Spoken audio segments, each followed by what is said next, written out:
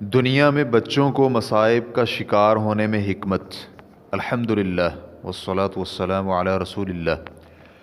سوال کیا گیا ہے، میں نے اپنے دوست کو اسلام پر عمل کرنے اور اللہ پر ایمان لانے کی دعوت دینے کی کوشش کی تو اس نے جواب دیا کہ اللہ پر ایمان لانے میں رکاوٹ یہ ہے کہ بچے بے گناہ ہوتے ہیں، اس کے باوجود دنیا میں انہیں تکلیف اٹھانا پڑتی ہے اور مصائب کا شکار ہوتے ہیں۔ میری سمجھ میں نہیں آتا کہ ان کے ساتھ ایسا کیوں ہوتا ہے۔ اس اشکال کا جواب دینے کے لیے سب سے بہتر طریقہ کیا ہے؟ رہنمائی فرما دیں۔ الجواب بعون الوہاب۔ سب لوگوں کو جاننا اور معلوم کرنا چاہیے کہ اللہ رب العزت حکمت والا ہے اور اس کے احکام اور تقدیر میں بلیغ حکمت پائی جاتی ہے، اور یہ حکمت بعض اوقات اللہ کے کچھ بندوں کو معلوم ہو جاتی ہے اور بطور امتحان اور آزمائش کچھ سے مخفی رہتی ہے۔ اللہ تعالیٰ جو عام امور سر انجام دیتا ہے وہ عمومی حکمت کی بنا پر ہوتے ہیں۔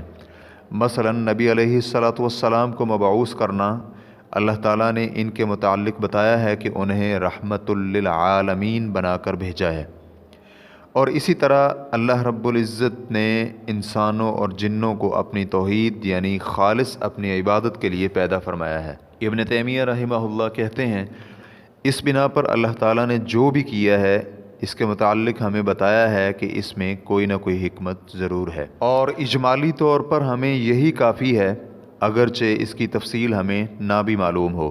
اس کی حکمت کی تفصیل کا ہمیں علم نہ ہونا بالکل اسی طرح ہے جس طرح ہمیں اللہ تعالیٰ کی ذات کی کیفیت کا علم نہیں، اور جس طرح ہمیں اللہ تعالیٰ کی ثابت شدہ صفات کمال ہمیں معلوم ہیں اور اس کی ذات کے اماکن یعنی حقیقت ہمیں معلوم نہیں۔ تو ہمیں جو معلوم ہے یعنی اس کے کمال کا ہمیں علم ہے، اس کی وجہ سے ہمیں جو علم نہیں اس کو جھٹلا نہیں سکتے، یعنی اس کمال کی تفصیل کو ہم جھٹلا نہیں سکتے۔ اور اسی طرح ہم یہ بھی جانتے ہیں کہ اللہ تعالیٰ جو حکم کرتا ہے اس میں وہ حکیم ہے، کوئی نہ کوئی حکمت پائی جاتی ہے، اور بعض جزئیات میں ہمیں حکمت معلوم نہ ہونا اس کی اصل حکمت کے علم میں کوئی جرح اور قدح پیدا نہیں کرتا۔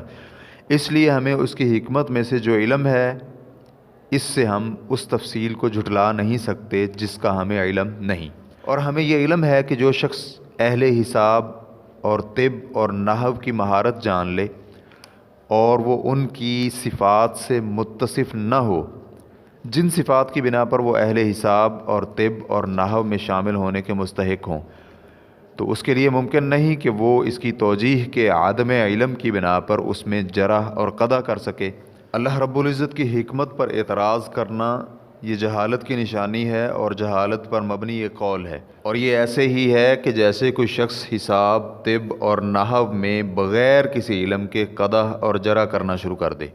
ریفرنس کے لیے دیکھیے مجموع الفتاوی جلد نمبر 6 صفحہ نمبر 128۔ اللہ سبحانہ و تعالیٰ کا بچوں کو تکلیف اور مصائب میں ڈالنا بلا شک و شبہ کسی عظیم حکمت کی بنا پر ہے، لیکن یہ حکمت بعض لوگوں پر مخفی رہتی ہے تو وہ اس معاملہ کی بنا پر اللہ تعالیٰ کی تقدیر کا انکار کر دیتے ہیں، اور اس راستے سے شیطان داخل ہو کر انہیں حق اور ہدایت سے روک دیتا ہے۔ بچوں کو تکلیف اور مصیبت آنے میں یہ حکمتیں ہو سکتی ہیں۔ نمبر 1، اس سے ان کی بیماری یا درد پر استدلال کیا جا سکتا ہے، اور اگر اسے تکلیف اور درد نہ ہوتی تو اس کی بیماری کا علم ہی نہیں ہو سکتا تھا۔ نمبر 2، درد اور تکلیف کی بنا پر پیدا ہونے والا آہ، بکا اور رونا، اس میں بچے کے جسم کے لیے عظیم فوائد پائے جاتے ہیں۔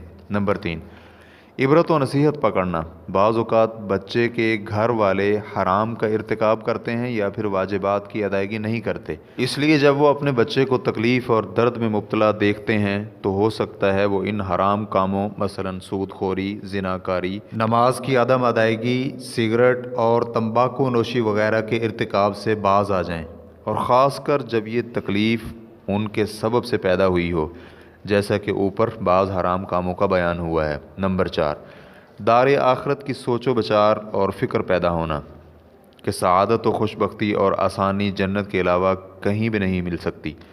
نہ تو جنت میں کوئی تکلیف اور مصیبت ہوگی اور نہ ہی عذاب، بلکہ ہمیشگی کے لیے صحت و تندرستی اور سعادت و عافیت ہوگی، اور آگ کے متعلق سوچ پیدا ہونا اور فکر کرنا کہ وہ تکلیف و آزمائش اور المناکی کا دور اور جگہ ہے جو کبھی ختم نہیں ہوگی۔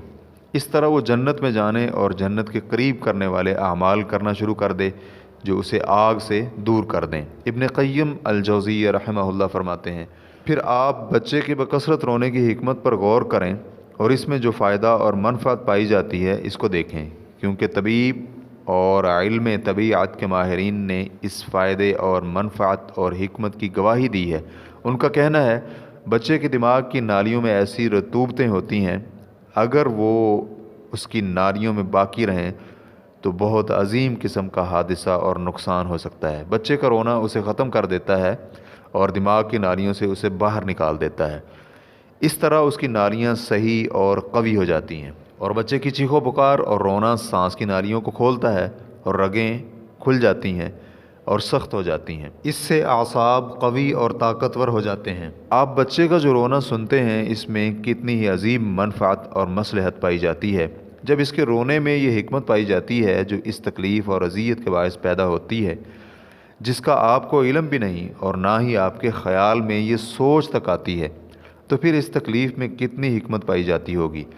اسی طرح بچے کا تکلیف میں پڑنا اور اس کے اسباب و انجام میں بہت ساری حکمتیں پائی جاتی ہیں جو اکثر لوگوں پر مخفی رہتی ہیں، اور ان پر اس کی حکمت کے متعلق کلام میں مد مقابل جیسا اضطراب پیدا ہو جاتا ہے۔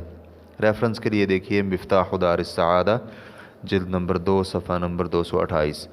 اور ایک مقام پر یہ کہتے ہیں، نمبر 1، یہ تکلیفیں اور مصائب انسانی پرورش کی لوازمات میں سے ہیں جس کے بغیر نہ تو کوئی انسان رہ سکتا ہے بلکہ کوئی حیوان بھی نہیں بچ سکتا، اور اگر وہ اس سے خالی ہو جائے تو وہ انسان نہیں بلکہ فرشتہ یا پھر کوئی اور مخلوق ہوگی۔ اور پھر بچوں کی تکلیفیں بالغوں سے زیادہ سخت اور شدید نہیں ہوتی، لیکن بالغوں کی جب عادت بن جاتی ہے تو ان تکلیفوں کا آنا آسان ہو جاتا ہے، اور کتنی ہی ایسی شدید تکلیفیں ہیں جو بچوں کو شدید اور بالغ و عاقل بھی اس سے دوچار ہوتے ہیں۔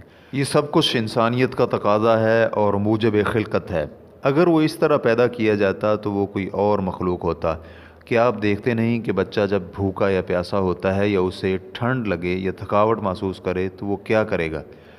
وہ ان اشیاء کے ساتھ خاص کیا گیا ہے جن کی آزمائش میں بڑا نہیں پڑتا۔ اس کے علاوہ بچے کا دوسری اور تکلیفوں میں پڑنا تو وہ بالکل بھوک اور پیاس اور ٹھنڈ اور گرمی سے کم یا اس سے اوپر ہے، اور انسان بلکہ حیوان بھی اسی خلقت پر پیدا کیا گیا ہے۔ اور سائل کا یہ کہنا کہ اگر کوئی سوال کرنے والا سوال کرے یہ اس طرح کیوں پیدا کیا گیا ہے اور اسے تکلیف قبول نہ کرنے والی مخلوق کیوں نہیں بنایا گیا، تو یہ سوال ہی فاسد ہے، کیونکہ اللہ سبحانہ و تعالیٰ نے اسے عالم ابتلاء اور آزمائش میں ایک کمزور سے مادے سے پیدا کیا ہے، اور یہ آفات و تکالیف اور مصائب کا سامنا کرے گا، اور اس کی ترکیب ہی ایسی بنائی ہے جو مختلف قسم کی تکلیفیں برداشت کرے۔